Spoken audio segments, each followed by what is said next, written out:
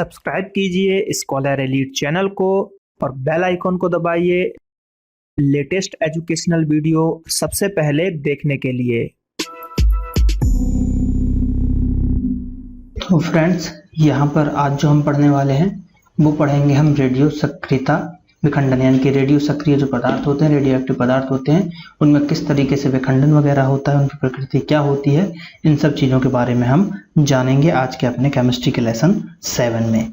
तो इस वीडियो को पूरा देखिए और जो क्वेश्चंस मैं पूछता हूँ उसके आप लोग जवाब नहीं देते हैं तो ज़्यादा से ज़्यादा लोग उसके जवाब दीजिए कमेंट करके, ताकि मुझे लगे कि हाँ आप लोग इंटरेस्टेड हैं और आप लोग पढ़ाई कर रहे हैं। तो जितने लोग भी वीडियोस देखते हैं तो उनको जरूर रिप्लाई कीजिए उन क्वेश्चनों का। तो चलिए शुरू करते हैं आज का जो लेसन है हमारा। तो जैसा कि आप स्क्रीन पर देख पा रहे होंगे, आज जो हम पढ़ने वाले हैं रेडियो सक्रिय विखंडन, रेडियो एक्टिव जो विखंडन होते हैं उनसे के बारे में हम पढ़ने वाले हैं।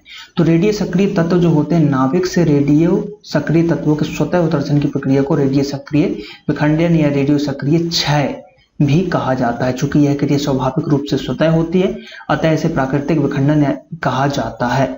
और इस प्रक्रिया में अगर हम बात करें तो यहाँ पर आप देख सकते हैं अल्फा, बीटा और गैमा किरणों का उत्सर्जन होता है, जो कि हमने पिछले लेसन में पढ़ा था। अल्फा, बीटा और गैमा के बारे में क्या पढ़ा था, 1/10, 9/10, और ये लगभग बराबर ही होता है किसके, लाइट के स्पीड के बराबर ही होता है। तो ये क्वेश्चन जो है पूछा जाता है एग्जामों में। इसकी भेदन क्षमता जो है कम होती है, ये इससे जो है 100 गुना ज्यादा होता है, इसकी सबसे ज्यादा होती है।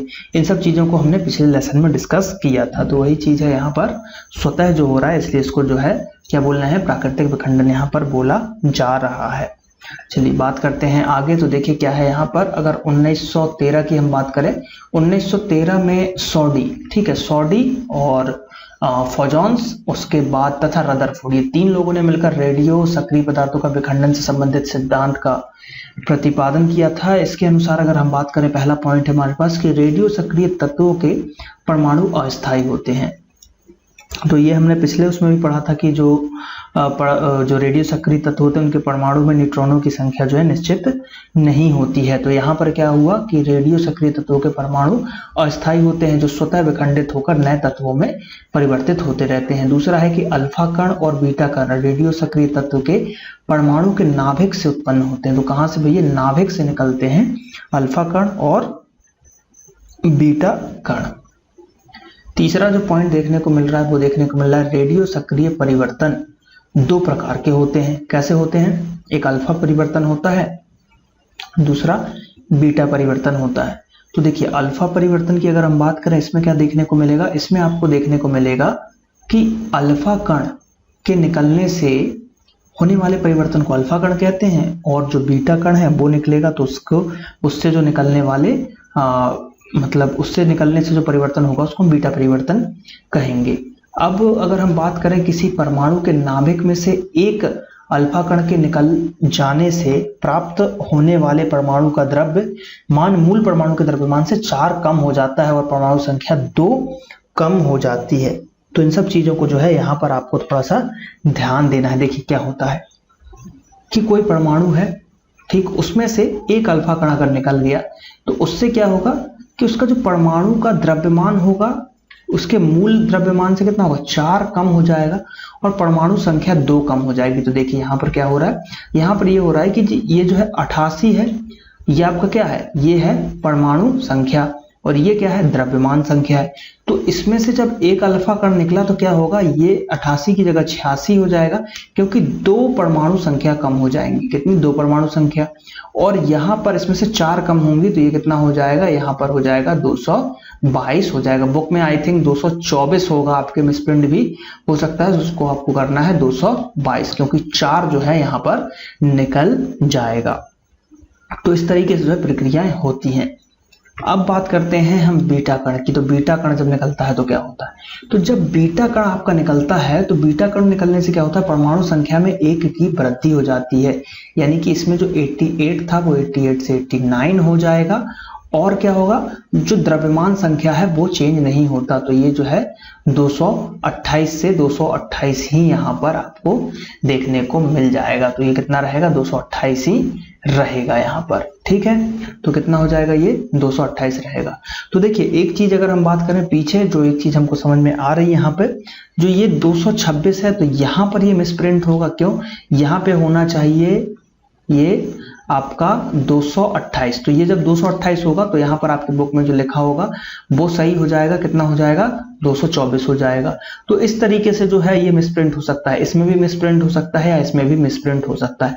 तो कुछ भी हो सकता है, क्योंकि अगर यहाँ पर हम देखें तो यहाँ पर देखिए 228 लिया गया है, इस कारण से मैं बोल रहा हूँ। ठीक है, तो ये चेंज नहीं होगा। इसमें भी देखिए 234, यहाँ पे 234 ही है, लेकिन 90 से ये 91 हो गया। तो इस तरीके से है चेंज हो जाते हैं। तो इसी को हम बोलते हैं अल्फा परिवर्तन और बीटा परिवर्तन। किसी परमाणु के नाभिक में से एक अल्फा कण तथा 2 बीटा कणों के निकल जाने से प्राप्त होने वाले परमाणु की परमाणु संख्या वही रहती है जो मूल परमाणु की है, लेकिन इनका परमाणु द्रव्यमान मूल परमाणु द्रव्यमान के 4 इकाई से कम हो जाता है। अर्थात मूल परमाणु और नए परमाणु दोनों एक दूसरे के समस्थानिक आइसोटोप्स हो जाते हैं। अगला जो पॉइंट है यहाँ पर कि देखिए इसमें क्वेश्चन कैसा बनेगा, आप लोग कंफ्यूज हो गए। क्वेश्चन ये बनेगा कि अगर किसी परमाणु में से एक अल्फा कण निकल जाता है तो उसका परमाणु संख्या में क्या प्रभाव पड़ेगा। तो परमाणु संख्या में ये प्रभाव पड़ेगा कि 2 कम हो जाएगा। बोलेगा बीटा अगर कण निकल जाता है तो क्या होगा, तो उसके परमाणु संख्या में 1 की वृद्धि हो जाएगी। तो इस तरीके से क्वेश्चन ये पूछे जा सकते हैं। किसी रेडियो सक्रिय तत्व परमाणु के नाभिक से एक अल्फा कण से के उत्सर्जन से प्राप्त होने वाले नए तत्व का आधुनिक आवर्त सारणी में स्थानजनक तत्व के स्थान से 2 समूह बाईं ओर चला जाता है। क्या होता है, आवर्त सारणी में 2 स्थान बाईं तरफ चला जाता है। वहीं बीटा कण के उत्सर्जन से क्या होगा कि नए तत्व का आधुनिक आवर्त सारणी में स्थानजनक तत्व से स्थान के एक समूह दाईं ओर जाएगा। वो 2 समूह बाईं ओर यानी लेफ्ट ओर जा रहा था और ये एक समूह दाईं यानी कि राइट ओर चला जाएगा। तो इसी नियम को समूह विस्थापन का नियम कहा जाता है। ठीक है, ग्रुप डिस्प्लेसमेंट लॉ कहा जाता है इसको। तो ये भी क्वेश्चन यहाँ से उठ सकता है। अब आता है अर्ध आयु काल, हाफ लाइफ पीरियड। इसको समझते हैं क्या है ये। वह समय अंतराल जिसमें किसी रेडियो सक्रिय तत्व में उपस्थित परमाणुओं की संख्या विखंडित होकर प्रारंभिक संख्या की आधी हो जाती है। क्या हो जाती है, जितनी भी संख्या थी प्रारंभिक संख्या उसकी वो आधी हो गई, उस तत्व की अर्धायु कहलाती है। दूसरे शब्दों में अगर हम बात करें तो किसी रेडियो सक्रिय पदार्थ की सक्रियता उसकी प्रारंभिक सक्रियता से ठीक आधी हो जाने में जितना समय लगता है उसे उस पदार्थ की अर्धायु हाफ लाइफ कहते हैं। बहुत ही सिंपल है। रेडियो सक्रिय पदार्थ की अर्धायु कुछ सेकेंडों से लेकर लाखों वर्षों तक हो सकती है। उदाहरण के लिए पोलोनियम के एक समस्थानिक की अर्ध आयु 10⁻⁻⁴ सेकेंड होती है, जबकि यूरेनियम के समस्थानिक की अर्धायु 4.5 × 10⁻9 वर्ष होती है। रेडियो सक्रिय पदार्थ की अर्धायु को किसी भी परिवर्तन द्वारा बदला नहीं जा सकता, यह हमेशा एक समान रहता है। तो ये बहुत ही एक इंपॉर्टेंट फैक्ट है कि भैया किसी भी मेथड के द्वारा जो है उसको आप नहीं बदल सकते हो। किसी रेडियो सक्रिय पदार्थ की अर्धायु के उसके द्रव्यमान पर निर्भर नहीं करती। द्रव्यमान कुछ भी हो उस पर डिपेंड नहीं करेगा।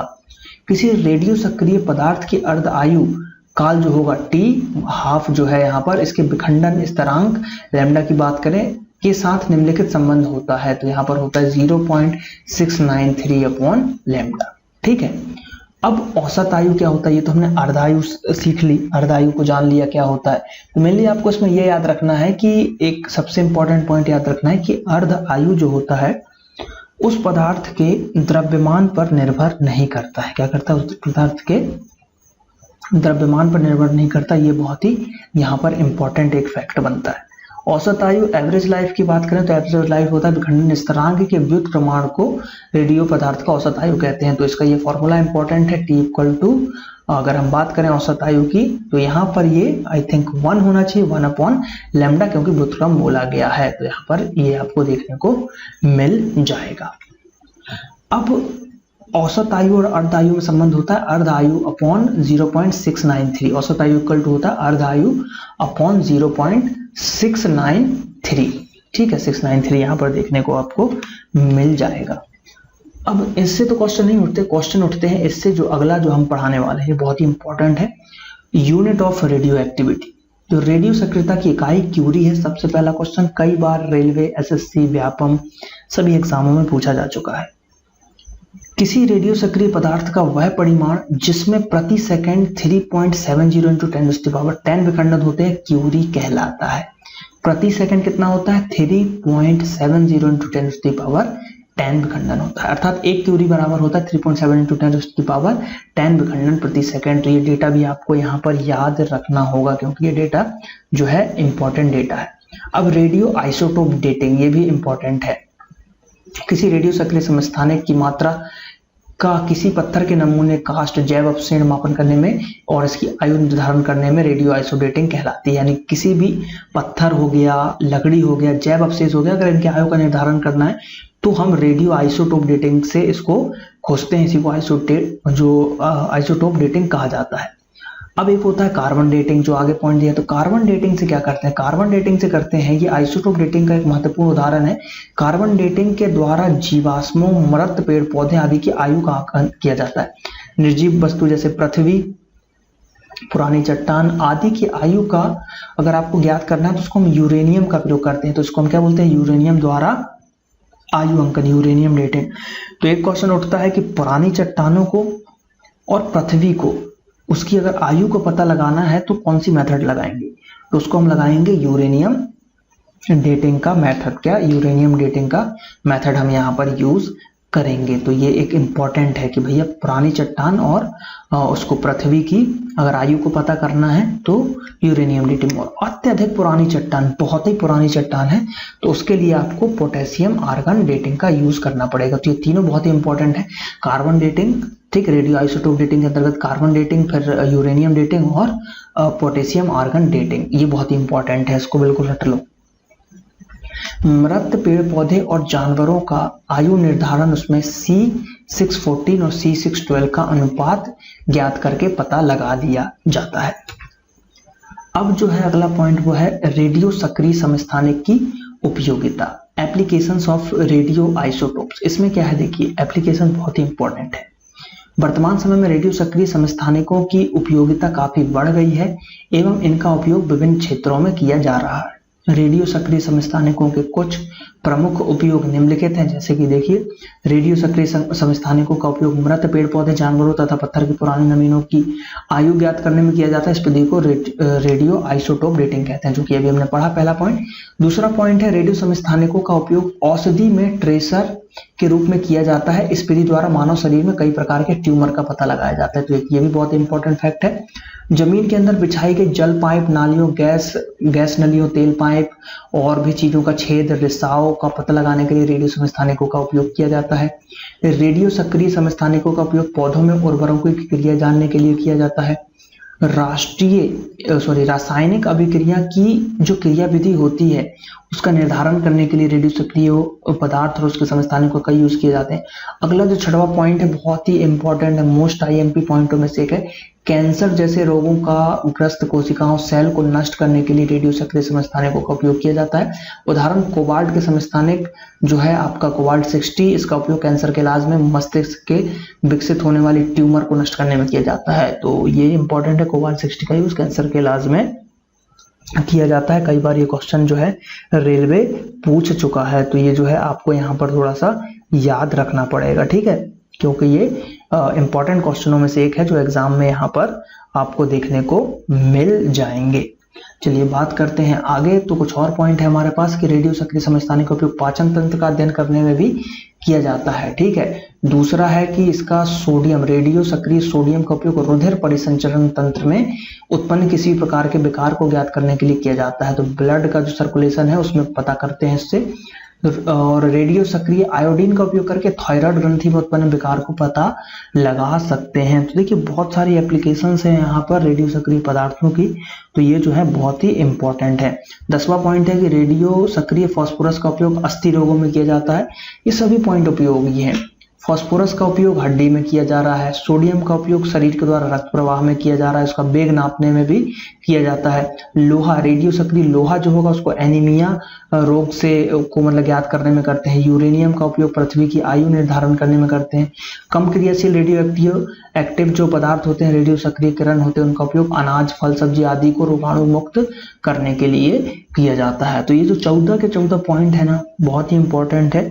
इनको आप जो है ना मतलब डेली तो नहीं लेकिन हफ्ते में इसको रिवाइज करते रहो ताकि जो है ये याद रहे, क्योंकि फास्फोरस, सोडियम, लोहा, यूरेनियम इन सब चीज़ों पे क्वेश्चन उठते हैं कि आयोडीन जो है थायराइड ग्रंथि से रिलेटेड है, सोडियम ब्लड से रिलेटेड है, फास्फोरस हड्डी से रिलेटेड है, लोहा रक्त की कमी से रिलेटेड है। तो इस तरीके से अगर इसको याद कर लोगे तो ये आपको जो है याद हो जाएगा। तो यहाँ पर ये पार्ट 7 समाप्त होता है। अब जो अगला पार्ट होगा उसमें जो है कुछ हम और चीज़ें पढ़ेंगे, नाभिकीय ऊर्जा वगैरह के बारे में हम डिस्कस करेंगे आगे जो बुक में दिया होगा। तो जल्दी इस पूरी बुक को हम खत्म कर देंगे। तो ज़्यादा से ज़्यादा इस वीडियो को शेयर कीजिए, लाइक कीजिए, कमेंट कीजिए और देखते रहिए वीडियोज़ को। मिलते हैं अगले वीडियो में। Thank you. जय हिंद, जय भारत।